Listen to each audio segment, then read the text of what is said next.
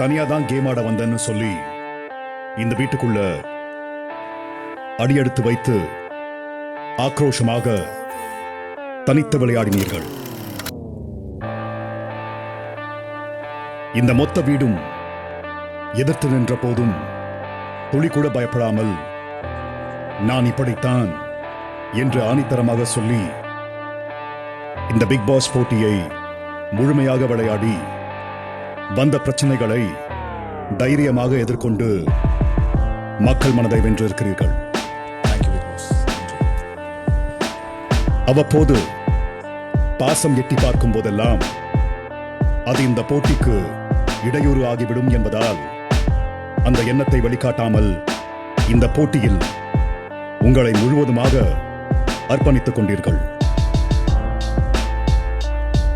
எங்கே இந்த வீட்டில் கிடைத்த சொந்தங்கள் வெளியில் தொடராமல் போய்விடுமோ என்ற அச்சத்தை எதிர்கொண்டு கடுமையான போட்டி மனப்பான்மையை வெளிக்காட்டி இதோ இந்த பிக் பாஸ் சீசன் 6 இறுதி வாரத்தை எட்டியுள்ளீர்கள்.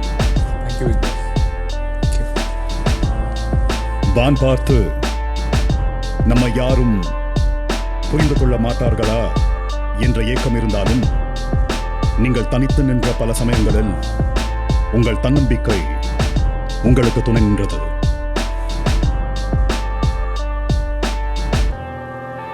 எவ்வளவு கடும் சொற்கள் கோபம் இருந்தாலும் அதே அளவு அதை திருத்திக் கொள்ள வேண்டும் என்ற முனைப்பு பாராட்டுக்குரியது.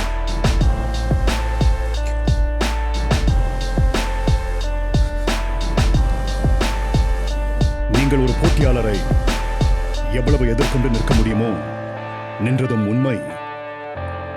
அதே போட்டியாளர் வெளியேறிய போது அழுகையோடும் மன நிறைவோடும் பாராட்டியதும் அவ்வளவு உண்மை.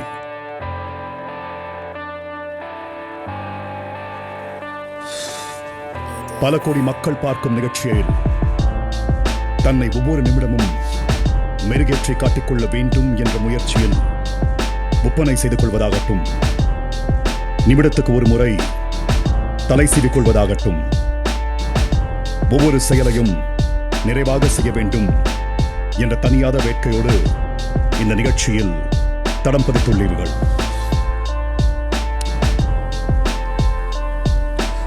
மனதில் நிறைய சோகம் இருந்தால் வெளியில் நிறைய கோபம் இருக்கும் என்பார்கள். அந்த சோகங்கள் எல்லாம் தீர்ந்து ஒரு புது வாழ்க்கையை நோக்கி பயணிக்க all the best. Thank you, Big Boss. Thank you, Big Boss. I love you. I love you from the bottom of my heart. I mean it.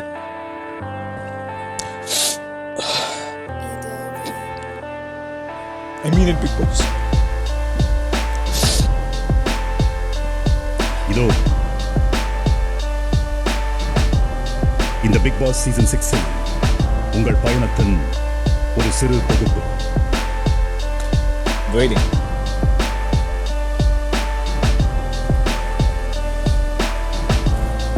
எல்லாம் 5 மணி தான் நாளல்ல மைனா. வீரனுக்கு சிறைச்சாலை ஒரு பூஞ்சோலைடா. நான் இந்த வீட்டில் தனியாக தான் கேம் ஆட வந்தேன். நான் தனியாக கேம் ஆட அவன் தான் டைட்டில் வின்னர். அவன் முடிவு போட்டு வந்து ரியலி அவன் ரொம்ப ஒரு ஹார்ட் ஒர்க்கர். இந்த ஷோக்காக நிறைய எவ்வளோ பேர் வாங்கினாலும் பரவாயில்ல, நான் பயங்கரமாக ஹார்ட் ஒர்க் பண்ணுவேன் அப்படின்றதுனால உழைக்கும் மக்களோட உள்ளங்கை அதை மடிச்சு வச்சிருக்கேன். இந்த ஹார்ட் ஒர்க் எனக்கு ரொம்ப பிடிக்கும். ஸோ ஏன்னா நான் நண்பர் விக்ரம் அவன் தான் டைட்டில் வின்னர். அவன் முடிவு போட்டு வந்திருக்கான்.